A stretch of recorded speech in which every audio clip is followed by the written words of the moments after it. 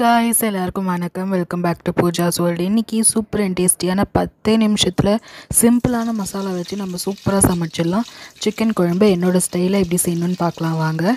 இதுக்கு பார்த்திங்கன்னா கடாயில் ஒரு 3 டேபிள் ஸ்பூன் எண்ணெய் வந்து நான் ஊற்றிக்கிறேன். எண்ணெய் வந்து சூடானதாக நம்ம பிரியாணி இலை ஆட் பண்ணிக்கலாம். பிரியாணி இலை ஆட் பண்ணிவிட்டு நம்ம அந்த ஹோல் கரம் மசாலா இருக்குல்ல அதே இதில் ஆட் பண்ணிப்போம். பட்டை, லவங்கம், ஏலக்காய், கல்பாசி, அப்புறம் ஸ்டார் அனஸ் எல்லாத்தையும் ஆட் பண்ணி நம்ம வந்து பொரிய விடுவோம். அதுக்கப்புறமா பார்த்திங்கன்னா ஒரே ஒரு டேபிள் ஸ்பூன் வந்து சோம்பு ஆட் பண்ணிக்கிறேன். சோம்புமே வந்து கலர் மாறுற அளவுக்கு நல்லா பொரியட்டும். இன்றைக்கி பார்த்திங்கன்னா 1 kg சிக்கனுக்கு நான் வந்து அளவு சொல்லிகிட்ருக்கேன். நான் வந்து ஒரு பெரிய சைஸ் வெங்காயம் 4 வெங்காயம் கட் பண்ணி வச்சுருக்கேன். அது இது கூட சேர்த்து நல்லா நம்ம வதக்கி விட்டுடலாம். வந்து குழம்பு வந்து கொஞ்சம் நிறைய வரணுன்றதுக்காக நான் எக்ஸ்ட்ராவே ஒரு வெங்காயம் ஒரு தக்காளி வந்து சொல்லியிருக்கேன்.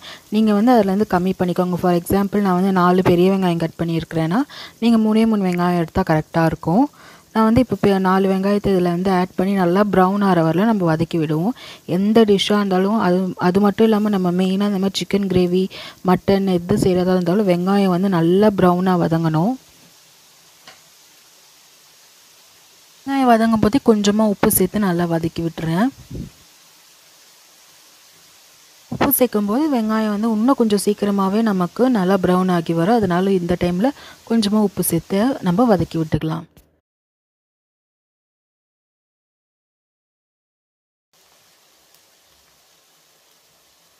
இந்த டைமில் பார்த்திங்கன்னா நான் ஒரு சின்ன துண்டு இஞ்சி, அதுக்கப்புறமா ஒரு 10 பல் பூண்டு சேர்த்து இது கூடவே 2 பச்சை மிளகாய் சேர்த்து அரைச்சி வச்சுருக்கேன்.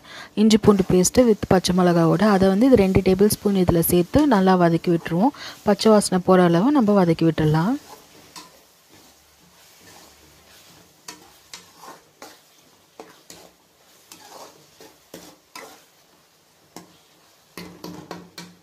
நான் பழுத்த நாட்டு தக்காளி வந்து ஒரு மீடியம் சைஸ் தக்காளி ஒரு 5 தக்காளி கட் பண்ணி வச்சுருக்கேன்.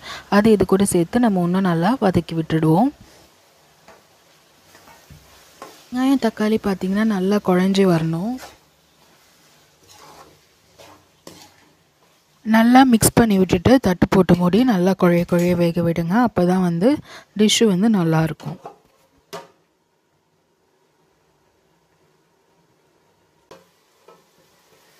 வந்து பார்த்திங்கன்னா மெயின் ஆயில் 1 kg சிக்கனை நல்லா வாஷ் பண்ணி வச்சுருக்கேன். நல்லா 3 to 4 வாட்டி நல்லா அந்த ரெட் கலர் அந்த ரத்தம் எதுவுமே இல்லாமல் நம்ம நல்லா வாஷ் பண்ணி எடுத்துக்கணும்.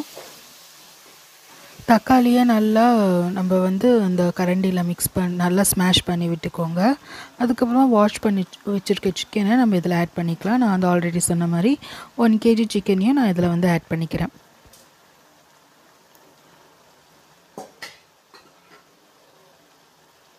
ஆட் பண்ணிவிட்டு நல்லா மிக்ஸ் பண்ணி விட்டுக்கோங்க. நம்ம நல்லா அந்த தக்காளி வெங்காயம் மசாலாவோட முதல்ல நல்லா மிக்ஸ் பண்ணி விட்டுக்கோங்க. அதுக்கப்புறமா நம்ம மசாலாலாம் சேர்த்துக்கலாம்.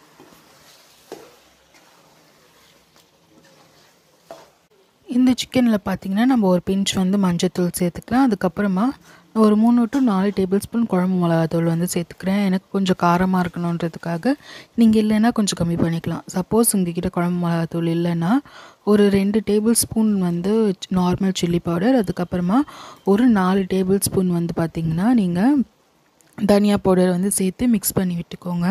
நம்ம மீன்வைல் தேங்காயும் பெப்பரும் வந்து இதில் அரைச்சி போட போகிறோம். அதனால் நான் வந்து மிளகாத்தூள் கொஞ்சம் கம்மியாகவே சேர்த்துக்கிறேன். எனக்கு பர்சனலாக காரம் ரொம்ப பிடிக்குன்றதுனால நான் காரம் வந்து கொஞ்சம் அதிகமாகவே சேர்த்துக்கிறேன்.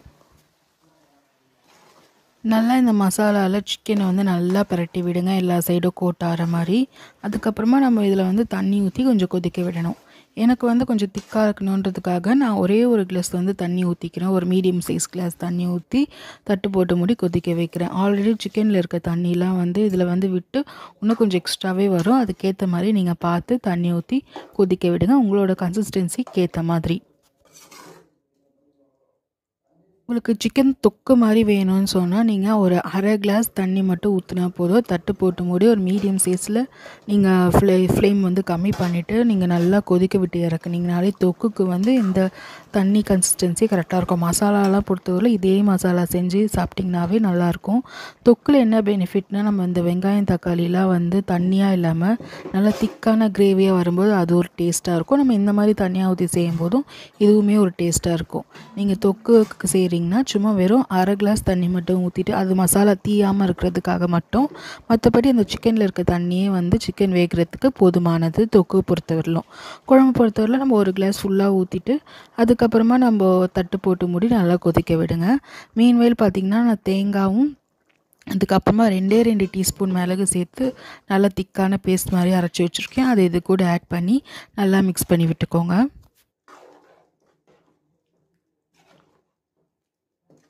தேங்காய் மிளகெல்லாம் வந்து நான் நல்லா சேர்த்துட்டு ஒரு 5 நிமிஷம் போல் தட்டு போட்டு மூடாமல் தட்டு திறந்து வச்சு நல்லா கொதிக்க விடுறேன். நீங்கள் இந்த டைமில் வேணும்னா நீங்கள் கரம் மசாலா வந்து ஒரு அரை டீஸ்பூன் வந்து இதில் சேர்த்துக்கலாம். நான் வந்து சேர்த்துக்கலாம். நம்ம ஆல்ரெடி அந்த பட்டை லவங்கெல்லாம் போட்டிருக்கிறதுனால எனக்கு அந்த டேஸ்ட்டே வந்து போதுமானது. அதனால் நான் கரம் மசாலா ஆட் பண்ணல. உங்களுக்கு வேணும்னா நீங்கள் இந்த டைமில் போட்டுக்கலாம். ஃபைனலாக பார்த்திங்கன்னா கொத்தமல்லி வந்து நல்லா சாப் பண்ணி இதில் ஆட் பண்ணி ஒரு மிக்ஸ் பண்ணி விட்டுக்கிறேன். அவ்வளோதாங்க. 10 நிமிஷத்தில் பெரிய மசாலாலாம் இல்லாமல் சிம்பிளான சிக்கன் கறி வந்து ரெடி ஆகிடும்.